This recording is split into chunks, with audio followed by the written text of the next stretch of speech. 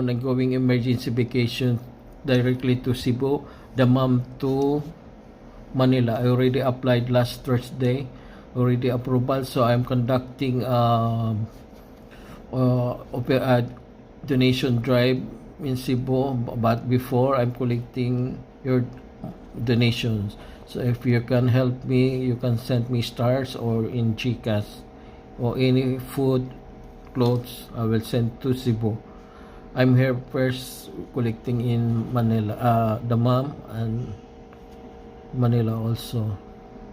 So anyone can support, help to Cebu. We need help to support to rebuild Cebu province. Hoping your support will to send to people of Lambusan. Thank you for watching.